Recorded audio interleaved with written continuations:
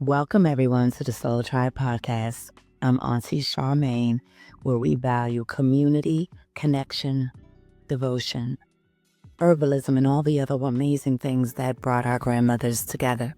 We're keeping the traditions, and we are so excited to have you here with us. Hey, Soul Tribe, it's Auntie here, and welcome to another Soul Tribe podcast. So, as you will see, today we're talking about the way we used to gather and why it's still important to do, why we need it more so now than ever before.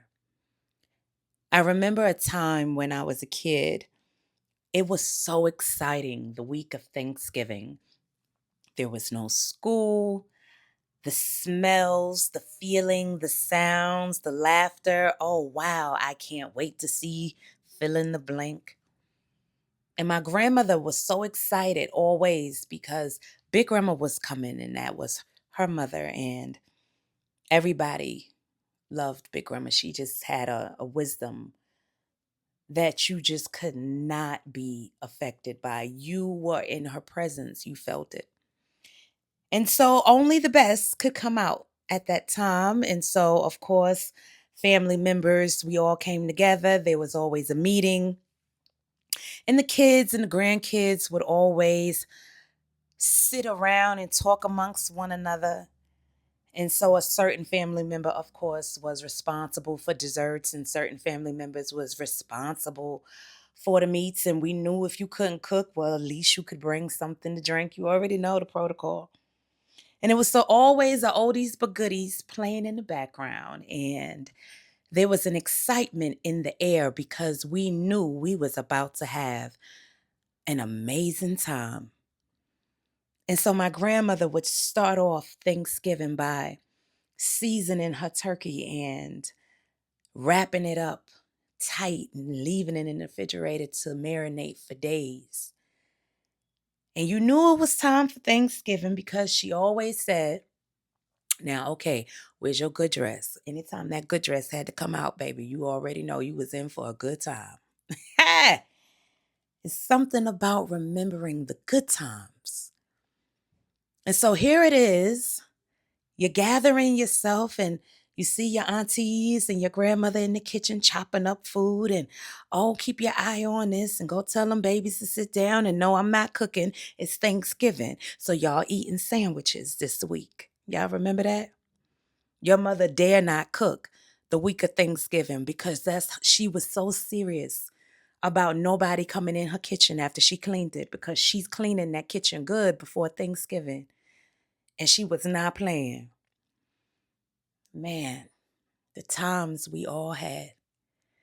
I realized that it wasn't the times that I missed, it was the times, the people, the lightheartedness that was around, the joy, the laughter. And it's so funny. We didn't have a lot, but we did a lot with a whole lot less. The burden of gathering was never on one person. We always did it together. And we always had Thanksgiving, no matter what, no matter how hard the years were.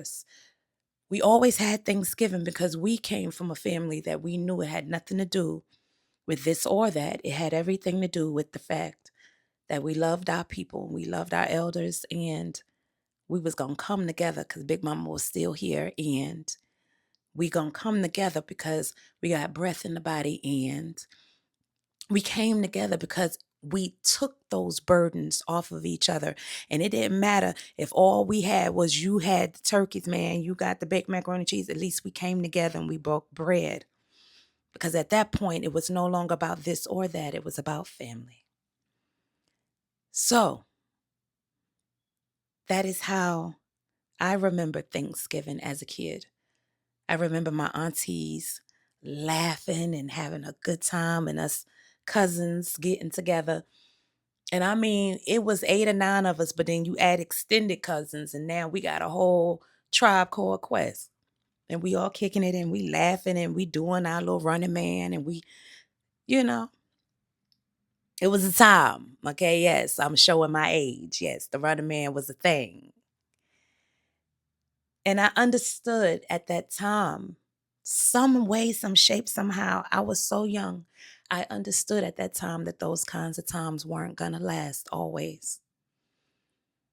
And now I'm older and I have grown children. That's crazy. I have adult children. And I'm starting the process of creating the traditions that I want in my household, that I require in my home and in my family.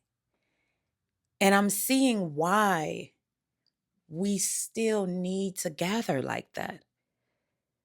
Because I am instilling in my children a tradition of breaking bread and coming together. So, damn it, we may not have a turkey, but we may have a meatloaf, and we may not have baked macaroni and cheese. We may have rice, but we got something. And we're going to sit over here and we're going to talk about what we're going to talk about. And we're going to laugh and we're going to have a good time, because that's what our grandmothers taught us. No matter what challenges we faced, our grandfathers figured it out. Our grandmothers figured it out. Our aunties, they figured it out. Our mothers, our fathers, they figured it out. And they managed to make life okay, even if it was just for one day.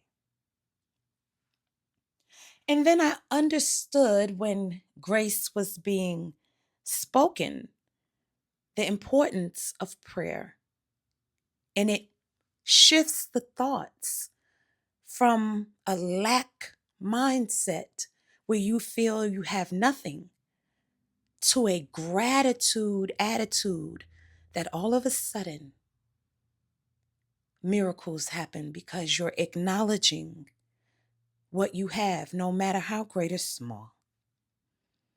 And that's what I realized. Like, we were not rich, but we were so wealthy in other areas of our lives because we kept traditions that brought families together. And that is where the wealth came. The sticking together, the understanding of bringing and building bridges and bringing love. And sometimes the love you had was not necessarily from the family you was born into, but the family that you had, you valued, you treasured, you loved, you appreciated. Those kinds of shifts in thinking was the very reason why gathering together and breaking bread together. It's because you're shifting into a space where you understand that it's not what you have, but it's the people that you love and the people that you have. There is more value in the people who love you and respect you, because you see the importance of family. So, some of the things that I'm doing at this Thanksgiving, I am lighting my gratitude candle. I always light an ancestor candle. I then do the traditional things my grandmother did. Let me break it down, y'all. I'm going to break it down. My grandmother used to take her turkey out on Sundays. Now, unbeknownst to everybody listening, my grandmother taught me how to host Thanksgiving, and she made me cook an entire Thanksgiving meal at 13 years old. So on Sunday, she pulls me to the side and she says, okay, the first thing you need to do is take out your bird, because your bird is rock solid. It's going to take at least a day and a half for your bird to thaw out. And usually, if that's done on a Sunday, it won't be ready to really clean and get it together and seasoned until like Monday night. So on Monday night, you want to make sure you season your bird well, however you like it. And then you want to make sure you put a little butter underneath the skin and season underneath there too, baby, because you got to make sure it's right now. Now, and if butter is not your thing for whatever reason, you can always use olive oil. That's neither here nor there. So then after that, we always wrapped our birds in plastic wrap or in some form of covering that kept that bird completely covered from the outside, but allowed it to marinate in the refrigerator. Then after that, my grandmother would sit and she would chop up all of the ingredients that she knew she was going to need for her dishes. Gospel music always playing in the background, baby. Mahalia Jackson always playing in the background. Okay. Mother Shirley Caesar, God bless her, still singing, playing in the background. I remember Mama. We all know these things. And while we talking and we listening and we talking and we cooking and we laughing and we sending kids back and forth to the store. And all of these times, I'm not realizing that it would mean so much more to me so much later on in life, to the point that I see the value in it now, because I then did the exact same thing with my daughter. One day, my daughter was about 12 years old, and I literally said to her, I said, you will be hosting Thanksgiving dinner this year. And of course, she was terrified, no different than I was. But something about understanding that this generation is still a powerful generation who is looking for direction. And so I gave her the instructions for my grandmother's recipes, and I pulled out the cookbook, and I pulled out this wonderful video recording I have of my grandmother and I cooking in my home one year. And I showed it to my daughter, and the funny thing was, my grandmother mentioned my daughter in the video, and she was just a baby. See, it's these moments that you cannot beat. And she is literally in the video saying, Charmaine, this is that baby first Thanksgiving. I think I hear her crying. Now my baby is in her 20s, and now she can see the rich history behind why we gather. We gather because we need to know that the next generation is catching that these are not just meals, these are traditions. And these are not just traditions.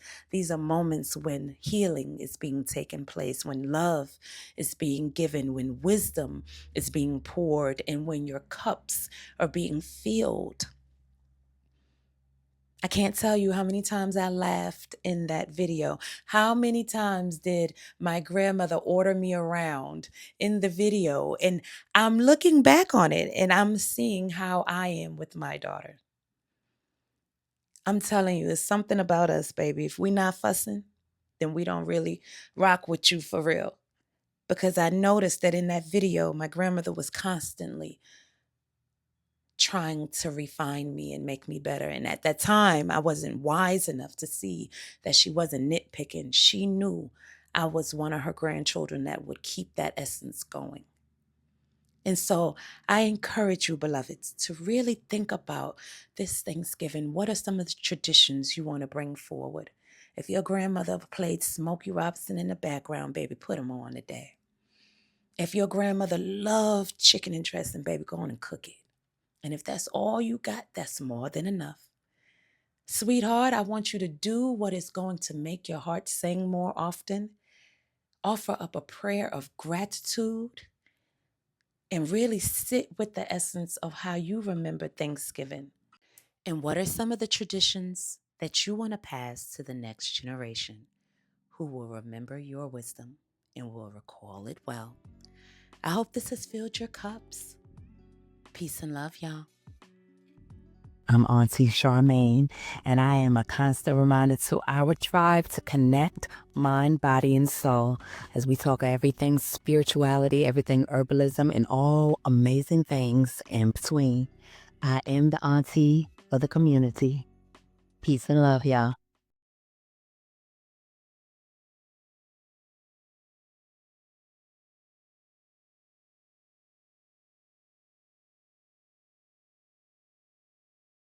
This is SoulTribe.media, where your spiritual journey comes alive. A media movement rooted in empowerment, enlightenment, and elevation.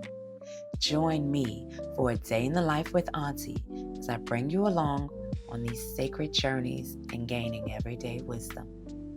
Read our latest publication at OK Universe I Hear You, as we keep it real, tell the truth, and go through our healing with real talk. Listen in on the latest Soul Tribe podcast episode as we give voice to spiritual growth and divine timing. Read the latest publication of BNP Chronicles as we talk all things astrology, numerology, holistic wellness, and mindful practices. Come and sit with us as we have Sunday morning messages with Auntie, as we talk enlightenment, one auntie to one niece or nephew. Join us for our TikTok live show with me, Aunty Charmaine, as we build that sacred community in motion, one amazing conversation at a time. Let me explain something to you, sweetheart. You have entered an amazing space that is going to keep you full and get you the enlightenment that you're seeking. Welcome to Soul Tribe Media.